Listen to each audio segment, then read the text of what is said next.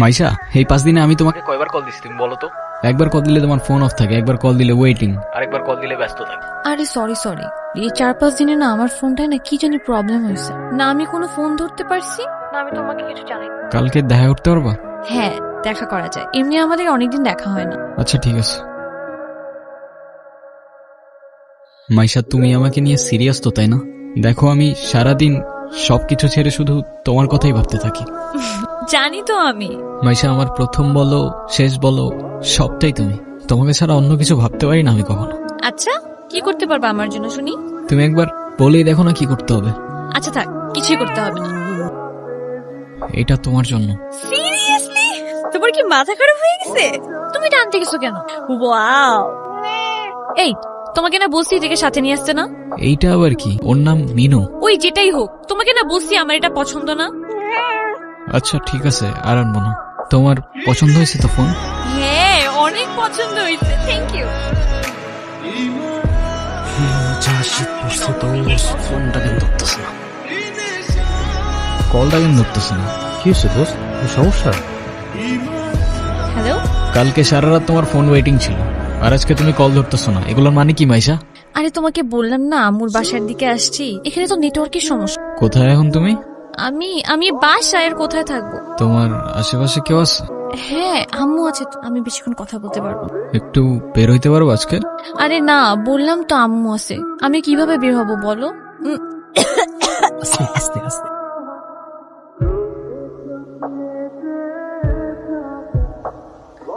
নীরব, আমি জানি তুমি আমাকে অনেক খারাপ ভাবতেছো।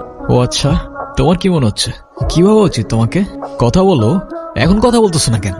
তোমার পাশে তো তোমার আম্মু না। কোথায় তোমার আম্মু? আন্টি কোথায় আপনি? আমি তো দেখতেছি না। এই, তুমি ওর সাথে এভাবে কথা বলতেছে কেন? এ ভাই, তুই কে রে ভাই? হ্যাঁ, আমি ওর সাথে কথা বলতেছি। মাইশা, তুমি কিছু বলতেছো না কেন? তাই ও কি বলবে? হ্যাঁ, কি বলবে ও? মাইশা, তুমি চলো তো আমার সাথে। আমি বুঝতে পারছি ও তোমাকে ভুলভাল বুঝেছে। আর যাই হোক, আমি তো তোমাকে চিনি, তাই না? আমি তো তোমাকে চিনি। আমি কথা দিচ্ছি আমি সবকিছু ভুলে যাবো, তুমি আমার সাথে চলো। মাইশা, তোমাকে ডিসাইড করতে হবে তুমি কার সাথে যাবা, আমার সাথে নাকি তার সাথে, যে কোনো একটা।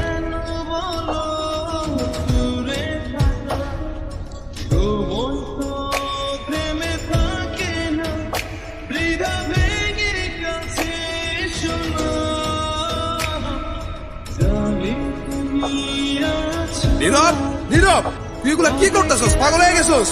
তুই এগুলা কি করতেছস নীরব? তুই এগুলা কি করতেছস? তোর কি মাথা খারাপ হয়ে গেছে? আমি তোর রাতে জীবনে সিগারেট পর্যন্ত দেখিনি, আর আজকে তুই কি হয়ে গেছিস ভাই? ভাই আমি শেষ হয়ে গেছি ভাই, আমি শেষ হয়ে গেছি। লাস্ট 3-4 মাস ধরে না আমি কলেজে গেছি, না আমি ফাইনাল এক্সাম দিছি, আমি কিচ্ছু করি নাই ভাই। বাবার কষ্টের টাকাগুলো সব আমি নষ্ট করে ফেলছি, সব নষ্ট করে ফেলছি। না আমি এদিকে যাইতে পারতেছি না ওইদিকে। মরে যাওয়া ছাড়া আমার আর কোনো রাস্তা নাই ভাই। তুই শান্ত, তোর কিচ্ছু হইব না।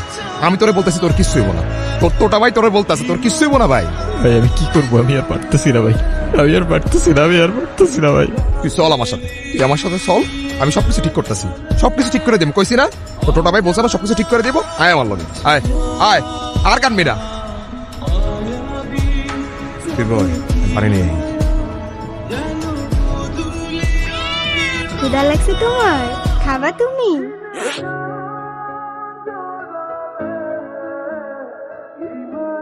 নাম কি ওর? মিনু। ওকে রাস্তায় ফেলে চলে গেছেন না? আপনার কি কোনো কমন সেন্স নাই নাকি? এত ছোট্ট একটা বাচ্চা কোথায় যাবে, কি খাবে, একটাবার ভাবছেন?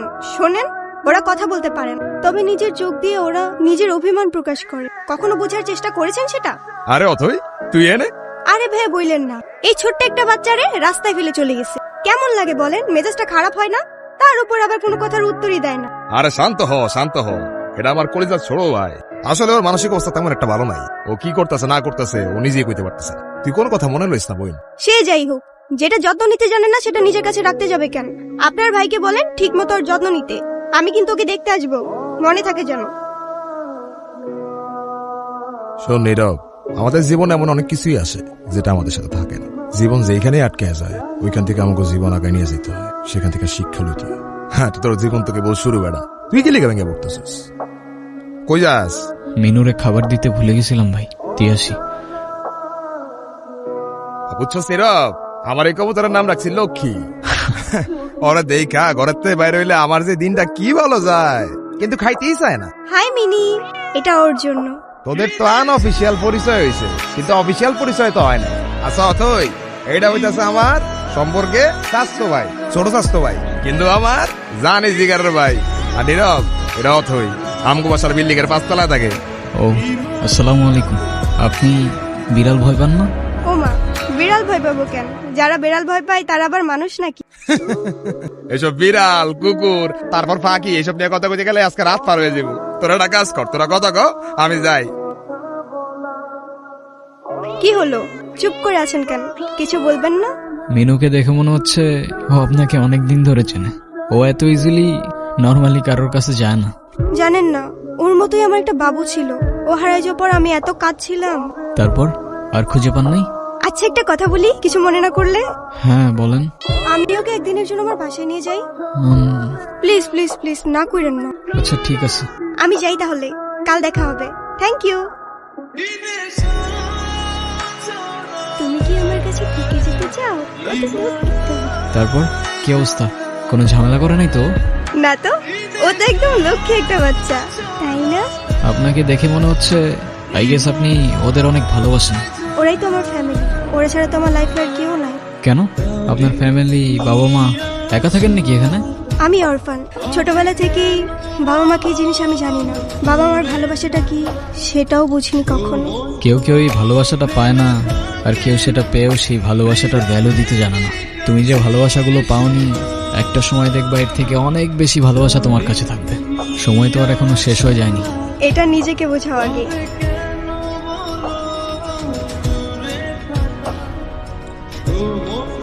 আর তারপর আপনি ওর জন্য পড়াশোনা বাদ দিয়ে ব্রিজ থেকে লাফ দিতে গেছেন।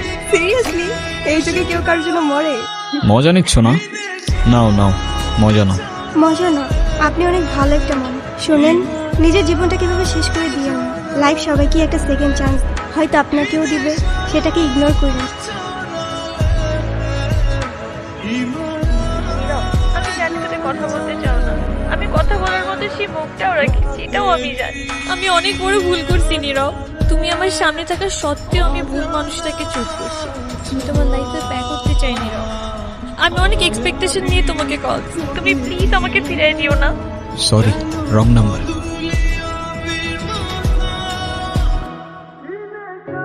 হ্যাঁ আব্বু, এই যে আমি আসলাম মাত্র বাস স্ট্যান্ডে। আরে দেরি কই করছি, এখনো তো 15-20 মিনিট বাকি বাস আসতে। আরে তোমরা টেনশন করো না তো। হ্যাঁ তোমারে বলছে 30 মিনিট আগে এসে বাস দাঁড়ায় থাকে। আমি বাস স্ট্যান্ডে, আমি জানি না। নীরব, আচ্ছা আব্বু তুমি টেনশন করো না, আমি বাসে উঠে তোমারে জানাচ্ছি। তুমি এখানে কোথাও যাচ্ছ নাকি? কোথায় যাব? আমার তো যাবার কোনো জায়গা নেই। তোমার এই অবস্থা কেন? সবকিছু ঠিকঠাক আছে তো? আমার কিছুই ঠিক নাই নীরব। ওই রনি আমার লাইফটা একদম শেষ করে দিস। ও তো একটা অ্যাডিক্টেড ছিল। ও আমাকে ফিজিক্যালি, মেন্টালি সবভাবে টর্চার করতো। তুমি কাউকে কিছু বলো নাই কেন? বলার সুযোগই পাইনি। ও তো আমাকে একটা ভুয়া কেসে ফাঁসাই দিছিল। ওর জন্য আমি আমার লাইফ, আমার ফ্যামিলি সবকিছু হারাইছি। ও তো একটা ক্যারেক্টারলেস, একটা চিটার ছিল। বাদ দাও, যা হবার তো হয়েই গেছে না। ভালো থাকার চেষ্টা করো, জীবন অনেক সুন্দর। আমি তোমাকে ছাড়া কখনোই ভালো থাকতে পারবো না, এটা তখন আমি বুঝিনি। একটা ভুল মানুষকে অন্ধের মতো বিশ্বাস করছিলাম। কাউকে এত অন্ধের মতো বিশ্বাস করেও এভাবে চিট করে। দুনিয়াটা কি আজব, তাই না? বিশ্বস্ততার এই দামটা কেইবার বোঝে। আজকাল তো চিটাররাও চিট করে লয়ালিটি খোঁজে। এই নাও চকলেট। এই তোমার এই চকলেট কিনতে এতক্ষণ লাগে? আর মামা কই? আরে খুঁজেই তো পাচ্ছিলাম না। আর মামা তো বাসায় চলে গেছে। উনি কি? আরে হঠাৎ করেই ওর সাথে দেখা। তোমারে বলছিলাম না ওই যে মাইশার কথা। ও ভালোই তো আছো মনে হচ্ছে। ভালো থাকবে না কেন? অবশ্যই ভালো আছে। এই চলো তো। এই ব্যথার শহরের অলিগলির নুড়ি পাথরগুলো যেন আমাদের কষ্টগুলোর এক একটা প্রতিচ্ছবি।